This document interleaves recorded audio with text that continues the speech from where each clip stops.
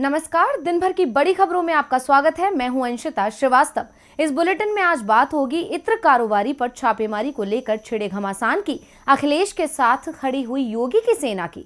जानेंगे वैक्सीन को लेकर सरकार के दावे पर क्या बोले राहुल गांधी, मेनका और वरुण कब थामेंगे कांग्रेस का हाथ। बात करेंगे कर्नाटक में मंदिर पर अधिकार को लेकर तेज हुई सियासत की, अरुणाचल पर चीन के नए दावे की और बुलेटिन के आखिर में बात चुनाव बॉन्ड की। लेकिन तमाम बड़ी खबरों से पहले एक नजर सुर्खियों पर। दुनिया में शुरू हुआ नए साल का जश्न। न्यूजीलैंड के ऑकलैंड में आतिशबाजी से हुआ 2022 का स्वागत। भारत में कुछ ही घंटों में बीत जाएगा 2021।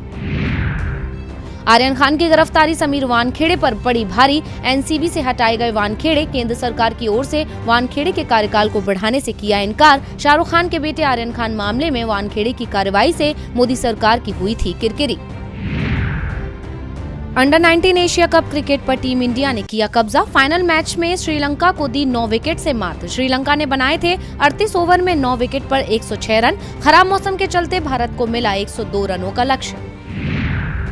साल के अंतिम दिन तेजी के साथ बंद हुआ शेयर बाजार। सेंसेक्स 460 अंकों की तेजी के साथ 58,254 पर हुआ बंद। निफ्टी 150 अंकों की गिरावट के साथ 17,354 पर हुआ बंद। तो अब सुर्खियों के बाद बात आज की सबसे बड़ी खबर की। कन्नौज के इत्र कारोबारी इस समय केंद्रीय जांच अधिकारियों के निशाने पर हैं। पीयूष जैन के बाद अब सपा एमएलसी पुष्पराज जैन के ठिकानों पर आईटी की रेड पड़ गई है। आईटी ने इस बार छापा सपा नेता के ठिकाने पर मारा है, इसलिए ये मामला राजनीति के केंद्र में भी आ गया है। अखिलेश यादव ने छापेमारी को कन्नौज की अस्मिता से जोड़ दिया है, जिससे बीजेपी की चिंता बढ़ती दिख रही है। तो क्यों आईटी डिपार्टमेंट की कार्रवाई बीजेपी पर पड़ सकती है भारी, और क्या कहा सपा चीफ अखिलेश यादव ने, देखिए रिपोर्ट में। समाजवादी पार्टी से एमएलसी पुष्पराज उर्फ पम्मी जैन के घर छापेमारी पर राजनीति तेज हो गई है। आयकर विभाग की छापेमारी के बीच अखिलेश यादव ने बीजेपी को आड़े हाथों लिया है। सपा प्रमुख अखिलेश यादव ने कन्नौज में प्रेस कॉन्फ्रेंस कर केंद्र और यूपी सरकार को घेरा। उन्होंने कहा कि पहले से पता था कि समाजवादियों के यहाँ छापे पड़ेंगे। बीजेपी पर निशाना साधते हुए अखिलेश बोले कि नफरत की दुर्गंध फैलाने वाले सौहार्द की सुगंध कैसे पसंद करेंगे। अखिलेश यादव ने कहा कि बीजेपी केंद्रीय एजेंसियों का गलत इस्तेमाल कर रही है। पहले जहां छापा पड़ा उससे समाजवादी पार्टी का कोई लेना देना नहीं है। बीजेपी की केंद्रीय एजेंसी तब पुष्पराज जैन को ढूंढने गई थी, लेकिन छापा अपने ही सहयोगी पीयूष जैन की यहां मार दिया। अब बीजेपी ने अपनी खींच निकालने के लिए इत्र कारोबारी पुष्पराज जैन के यहां छापा पड़वाया है। अखिलेश यादव ने कहा कि कन्नौज सुगंध की राजधानी है। इत्र के व्यापार से कारोबारी और किसान दोनों जुड़े हैं। इससे कई अन्य कारोबार भी जुड़े हैं, लेकिन लखनऊ और दिल्ली की केंद्र सरकार कन्नौज को बदनाम करने में लगी है। बीजेपी को जब से हार का डर सताने लगा है, तब से दिल्ली से नेता ज्यादा आने लगे हैं। केवल नेता नहीं, उनके सहयोगी संगठन आईटी, ईडी और सीबीआई भी साथ आते हैं। बीजेपी ने इनसे गठबंधन किया है। हमने तो क्षेत्रीय दलों से किया है, इन्होंने इन एजेंसियों से हाथ मिलाया है। इसके अलावा अखिलेश यादव ने दावा किया कि ये प्रेस कॉन्फ्रेंस पहले से ही तय थी। इसमें उनके साथ कन्नौज से एमएलसी पुष्पराज उर्फ पम्मी जैन भी शामिल होने वाले थे, लेकिन इस खबर के बाहर आते ही भाजपा सरकार ने सपा एमएलसी के यहाँ छापा पड़वा दिया। अब सपा को तो बीजेपी को घेरने का मौका मिल गया। ऐसे में देखना होगा कि बीजेपी अपनी सफाई में क्या कुछ कहती है। पुष्पराज के ठिकानों पर पड़े छापे से अखिलेश यादव का वो दावा तो सच होते दिख रहा है, जिसमें उन्होंने कहा था कि छापा पड़ना था पुष्पराज के घर और पड़ गया पीयूष के घर। बीजेपी ने अपने ही व्यापारी पर छापा मार दिया। बीजेपी का गुस्सा बता रहा है कि बाबा योगी जाने वाले हैं। इस सरकार को लेकर जनता में गुस्सा है। योगी आदित्यनाथ के खिलाफ गुस्सा विपक्ष में ही नहीं दिख रहा है, बल्कि योगी के गढ़ गोरखपुर में भी नाराजगी दिख रही है। योगी के करीबी उनका साथ छोड़ते दिख रहे हैं। योगी आदित्यनाथ का गोरखपुर सहित पूर्वांचल में उनके दबदबे के पीछे सबसे बड़ा योगदान अगर किसी का माना जाता है तो वो है हिंदू युवा वाहिनी का। लेकिन अब हिंदू युवा वाहिनी का वजूद ही मुश्किल में फंस गया है। इसके अधिकांश सदस्यों ने सपा का दामन थाम लिया है। हिंदू युवा वाहिनी के पूर्व प्रदेश अध्यक्ष सुनील सिंह भी अब अखिलेश यादव के साथ देखे जा रहे हैं। वो खुलकर कह रहे हैं कि वो सपा में हैं। हिंदू युवा वाहिनी के 90% से ज्यादा लोग अब तक सपा की सदस्यता ले चुके हैं। गोरखपुर से लेकर पूरे पूर्वांचल में योगी आदित्यनाथ को ताकत देने वाला ये संगठन अब शून्य पर पहुंच गया है, और इसे शून्य तक पहुंचाने के पीछे हाथ है आरएसएस का। जिसने योगी आदित्यनाथ का समर्थन करने की ये शर्त रख दी थी कि उन्हें हिंदू युवा वाहिनी को कमजोर करना होगा, इसका वजूद समाप्त करना होगा और सीएम पद के लिए योगी आदित्यनाथ इसके लिए शायद तैयार भी हो गए। लेकिन योगी का दांव अब उन पर भारी पड़ता दिख रहा है, क्योंकि चुनावों के बाद अगर बीजेपी की सरकार बनी भी तो योगी आदित्यनाथ ही सीएम होंगे, इस पर सवाल उठने लगे हैं। दूसरी तरफ उनके अधिकांश सहयोगी अब सपा में शामिल हो चुके हैं। सुनील सिंह, सौरभ विश्वकर्मा, चंदन विश्वकर्मा ने 15 साल तक हिंदुत्व का झंडा उठाया। अब ये तीनों ही अखिलेश यादव के साथ हैं। पूर्वांचल में युवा वाहिनी के अधिकतर जिले में संगठन के पदाधिकारी सपा का दामन थाम चुके हैं। अधिकांश जिलों में युवा वाहिनी का संगठन समाप्त हो चुका है। जिस संगठन की स्थापना योगी आदित्यनाथ ने की, संघ और बीजेपी ने उसे योगी आदित्यनाथ से ही खत्म करवा दिया। अब योगी की इस सेना के अधिकांश सिपाही सपा में चले गए हैं और अखिलेश को जिताने की अपील कर रहे हैं, जिससे पूरे पूर्वांचल में बीजेपी की हार साफ साफ दिखाई देने लगी है। योगी आदित्यनाथ का दावा है कि यूपी में बीजेपी 300 के पार सीटें जीतेगी, लेकिन उनसे अपना घर ही नहीं संभलता दिख रहा है। वैसे दावे तो केंद्र की मोदी सरकार ने भी बड़े किए थे कि साल समाप्त होने से पहले सभी को वैक्सीन लगा दी जाएगी। अब इन दावों पर कांग्रेस सांसद राहुल गांधी ने निशाना साधा है। तो क्या बोले राहुल गांधी, देखिए रिपोर्ट। मोदी सरकार ने वादा किया था कि 2021 में वैक्सीनेशन का काम पूरा हो जाएगा, लेकिन आंकड़े कुछ और ही बता रहे हैं। यहां तक कि बच्चों की वैक्सीनेशन तो अभी तक शुरू भी नहीं हो सकी है। ऐसे में मोदी सरकार के झूठे वादों की पोल खोलते हुए कांग्रेस सांसद राहुल गांधी ने केंद्र सरकार को एक बार फिर अपने निशाने पर ले लिया है। दरअसल राहुल गांधी ने वैक्सीनेशन को लेकर निशाना साधते हुए कहा कि सरकार ने वादा किया था कि 2021 में सभी को कोरोना की दोनों डोज लगा दी जाएंगी, लेकिन वो पूरा नहीं हुआ। उन्होंने ट्वीट करते हुए लिखा कि केंद्र सरकार का वादा था कि 2021 के अंत तक सबको दोनों डोज वैक्सीन लगाएंगे। आज साल का अंत है, देश अब भी वैक्सीन से दूर। एक और जुमला चकनाचूर। राहुल गांधी ने कोरोना की तीसरी लहर से संबंधित खबर के स्क्रीनशॉट के साथ ये ट्वीट किया है। बता दें, भारत में कोरोना वायरस के नए वेरिएंट ओमिक्रॉन के मामले 1200 से ऊपर पहुंच गए हैं। पिछले 24 घंटे में 309 नए मामले सामने आने से इनकी कुल संख्या 1270 हो गई है। स्वास्थ्य मंत्रालय के मुताबिक अभी तक 23 राज्यों और केंद्र शासित प्रदेश में ओमिक्रॉन के 1270 मामले आए हैं और 374 लोग स्वस्थ हो गए या देश छोड़कर चले गए हैं। महाराष्ट्र में सबसे ज्यादा 450 मामले आए। इसके बाद दिल्ली में 320, केरल में 109 और गुजरात में 97 मामले सामने आए। वहीं कोरोना के मामलों की बात करें तो उनकी संख्या भी लगातार बढ़ती जा रही है। ऐसे में विपक्ष एक बार फिर सरकार को नींद से जगाने की कोशिश में लग गया है। कहाँ है वैक्सीन? कोरोना का ओमिक्रॉन वेरिएंट दस्तक दे चुका है, इसलिए ये सवाल जरूर पूछा जाना चाहिए कि मोदी सरकार कहाँ चूक गई। इसका नुकसान देश को हो सकता है। वैसे इस समय नुकसान बीजेपी को भी होता दिखाई दे रहा है। बीजेपी सांसद वरुण गांधी और उनकी मां मेनका गांधी ने संकेत दे दिए हैं कि वो जल्द ही पार्टी छोड़ सकते हैं। वरुण ने तो योगी के मंच पर जाने से ही इनकार कर दिया। वरुण गांधी पिछले कई दिनों से अपनी ही पार्टी की पोल खोलते हुए उसको निशाने पर ले रहे हैं। वरुण की तरफ से सरकार को घेरे जाने के मामले में उन्हें उनकी मां यानी मेनका गांधी का भी समर्थन मिल रहा है, जिसके बाद कयास है कि वरुण और उनकी मां मेनका गांधी भाजपा को अलविदा कह सकते हैं। अब इसी बीच पीलीभीत में कुछ ऐसा हुआ है जिससे वरुण के बीजेपी छोड़ने के दावों पर मोहर लगती दिख रही है। इसके साथ ही गांधी परिवार में पड़ी दरार भी अब धीरे धीरे खत्म होती दिख रही है। वरुण और मेनका गांधी बीजेपी छोड़ हाथ के साथ आ सकते हैं।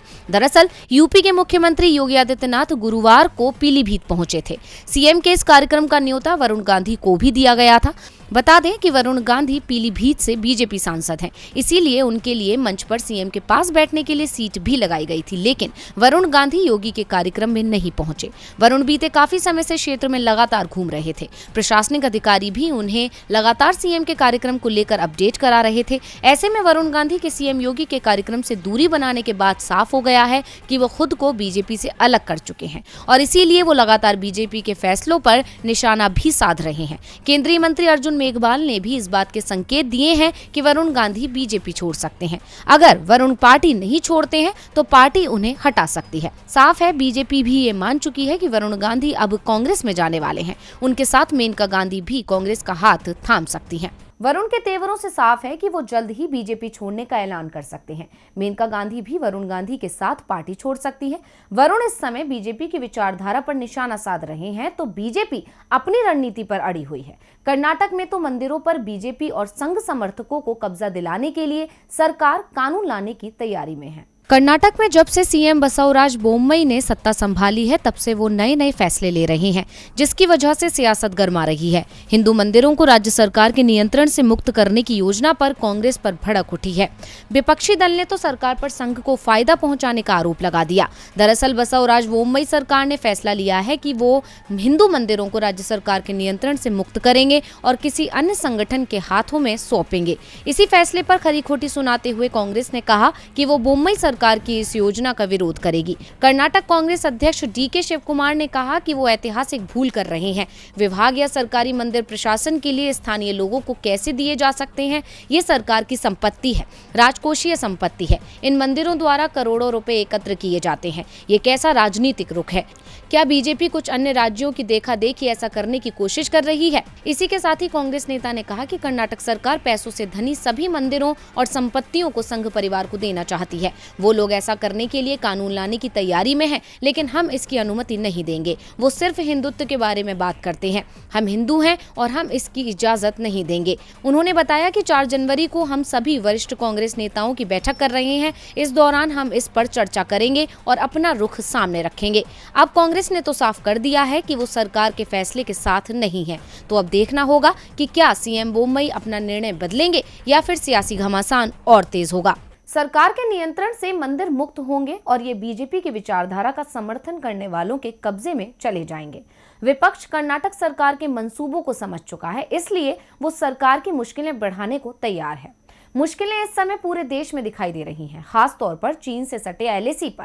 पहले लद्दाख और अब अरुणाचल प्रदेश पर चीन ने निगाह टिका दी है। अरुणाचल में तो चीन जगहों का नाम ही बदलने लगा है। भारत के पूर्वोत्तर राज्य अरुणाचल प्रदेश पर चीन अपना हक जमाता आया है, लेकिन इस बार तो चीन ने अरुणाचल प्रदेश के 15 स्थानों के लिए चीनी, तिब्बती और रोमन में नए नामों की लिस्ट जारी की है। इनमें 8 रिहायशी स्थान हैं, जिनमें 4 पहाड़, 2 नदियां और 1 पहाड़ी दर्रा शामिल है। चीनी कम्युनिस्ट पार्टी का मुखपत्र माने जाने वाले अंग्रेजी दैनिक ग्लोबल टाइम्स की खबर के मुताबिक चीन के नागरिक मामलों के मंत्रालय ने बुधवार को घोषणा की है कि उसने जागनान के 15 स्थानों के नामों को चीनी, तिब्बती और रोमन में जारी किया है।